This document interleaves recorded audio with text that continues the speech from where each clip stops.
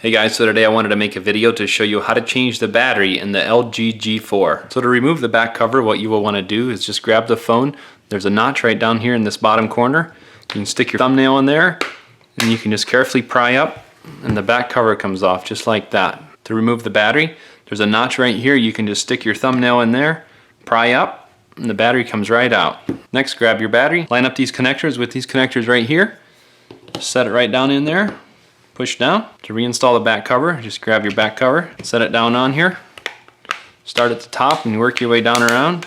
Make sure it snaps in all the way around and you're all set. Thanks for watching.